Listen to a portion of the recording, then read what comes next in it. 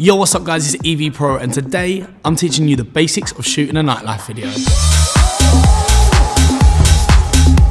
So whether you've just landed your first nightclub gig or you've been shooting a while, these are just a couple of tips that you can take and apply to your work to hopefully help you make a better video for the client. Now, shooting in a nightlife environment is not as easy as you think. You cannot control that environment around you.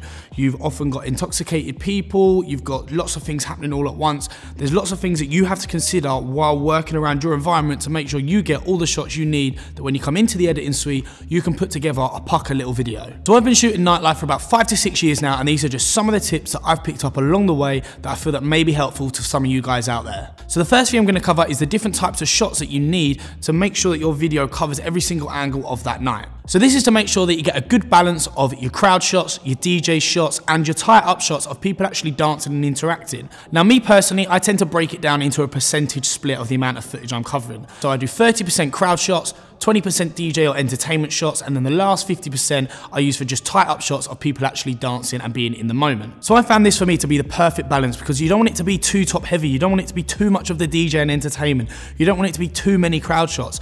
Once that audience has seen one crowd shot, then it sort of wears off. Like, yes, you can have CO2 or pyro and so on and so forth, but it's getting that right balance. At least with a tight shot of people dancing, actually being, you know, in that moment, there's lots of motion, you know, there's lots of different things happening. It keeps the person engaged. You're actually seeing someone's face. People react, it's scientifically proven. People react when they see someone smile. It causes you to smile. It's all little things like this that subconsciously you're making tick in the audience's head. You do also have to think about subconsciously how people view stuff, how they interact with it, you know, what their mind is actually thinking. It's a bit like a sound effect. You hear it, but you don't want to hear it. You subconsciously know it's there without it being too overpowering. So getting the right balance of shots is essential to making sure that the viewer stays engaged in that video. Some other tips I've found as well is tend not to use static footage. And by that, what I mean is standing still with the camera. Them shots are boring, we don't want to watch them, they're not pleasing to the eye.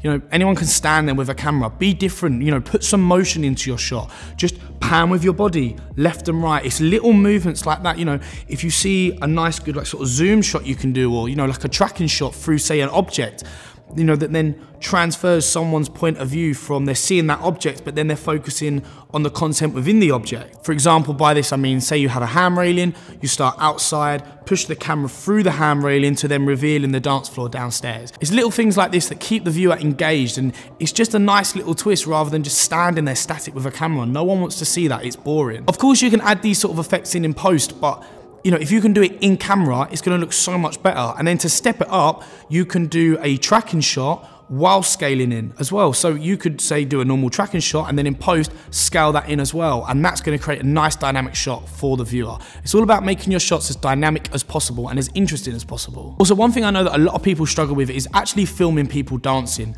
Now, me personally, I don't shoot any posing shots, or I don't get people to pose for the camera. All of my shots are natural. It just sells itself 100 times better.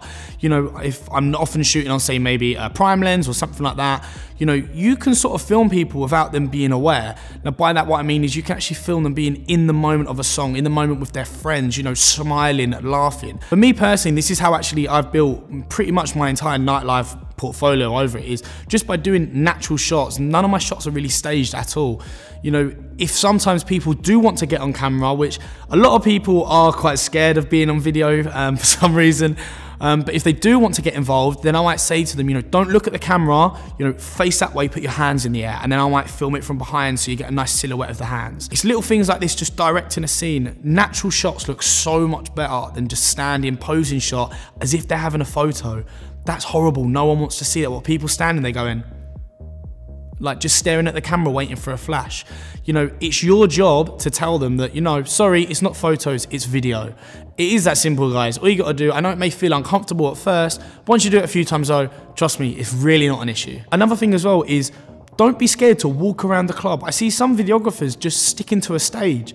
Like, no offense, but sod that.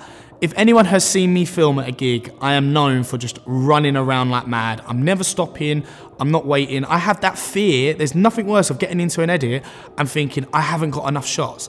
Always shoot more than what you need. That is so important. I cannot stress that enough. Shoot more than what you need. Finding the right angles, finding the right position, seeing what works, seeing what doesn't. A lot of it's trial and error.